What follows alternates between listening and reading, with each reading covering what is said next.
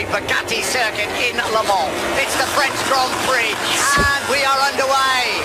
Valentino Rossi got a superb start from the middle of that, as did Cal Crutchlow coming through. Zarco's getting a bit swallowed up on the run down to the first corner. Marquez fast back. Zarco's going to move on the inside of Vinales, surely in turn number 3. Yes, he does. Zarco leads the French Grand Prix. A Frenchman leads the French Grand Prix.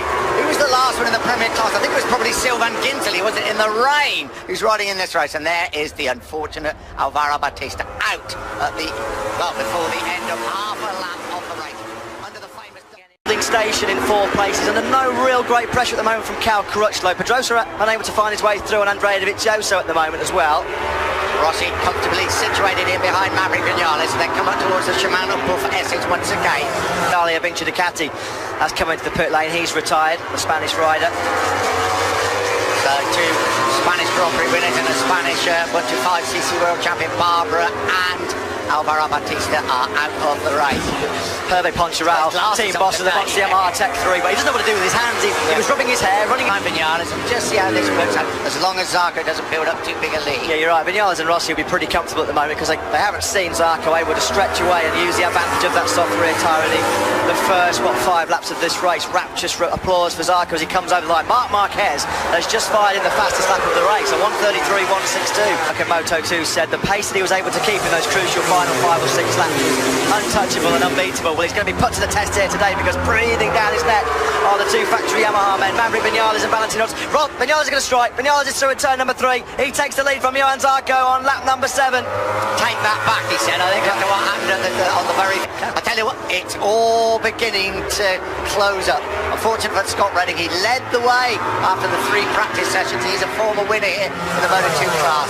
This is getting very tasty at the front. And Rossi, I think, like this, is happy as long as Vinales doesn't carry away. The trouble for Rossi is that Marquez is closing on him all the time. It is. They have to run a top pace. I'll tell you, Rossi's going to make a move soon. Yeah, because Rossi's worried about Vinales. Yeah, he's got to. Vinales has eked out an advantage of almost half a second. Where will Rossi make his move? Closes up at La Chapelle, up towards the museum corner. He could try to garage third, but it's a different corner. This is up to the museum, the left-hander. Anyway, as he's at the front.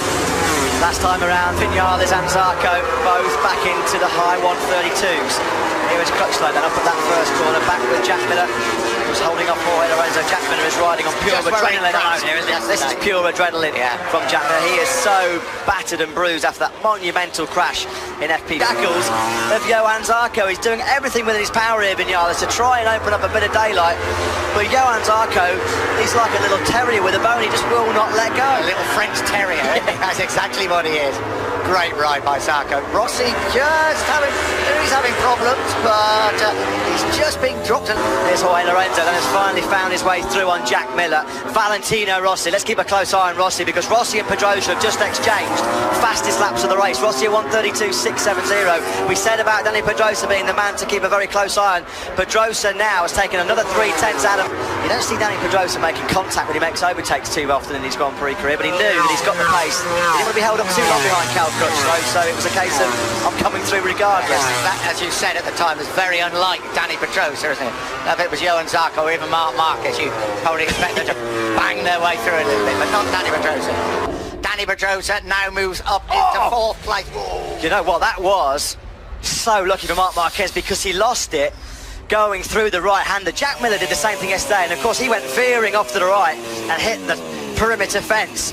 Marc Marquez, absolutely no warning. Move up the inside of Zarco at turn number 3, so Rossi has pounced. He had to pounce. Vinales was running to make a breakaway, so what has Rossi got left then in terms of his own victory challenge? What can Zarco do? Don't rule out Zarco in this situation. We ride with Valentino Rossi. The sparks are going to fly. Battle for 2nd place up at the museum corner. Zarco on the brakes for what's come down. Yeah, Rossi's found another 10. And yeah, he's just eking away, isn't he, at that lead, and there's still 4.5 laps to go. It's another remarkable performance by the 38-year-old. You're absolutely right, Nick. If Rossi comes through to win this race and goes to Mugello leading the World Championship, we've got to set off right. Those towering grandstands up towards the Dunlop chicane. Is Rossi going to make a move now? He's not quite close. He's going for it. It's through. Rossi is through to take the lead. Vinales sweeps around the outside. There was a little bit of contact there. This is like the good old old days. Rossi versus Lorenzo. This time around it's Rossi versus Vinales. Valentino Rossi leads the French Grand Prix. The crowd are going absolutely... Just under 10 kilometres of action left here in Le Mans. Brace yourselves, ladies and gentlemen at home. This is going to potentially be an absolute cracker. Vinales did pick up a bit of pace as they came over the line. He's not giving this up by any stretch of the imagination. This is where Rossi made that crucial move, that crucial attack for the lead last time around at turn number 3. Well, I'm sure Vinales would like to do the same. It will have to be turn... Oh, Rossi's down! Valentino Rossi's crashed out of second place.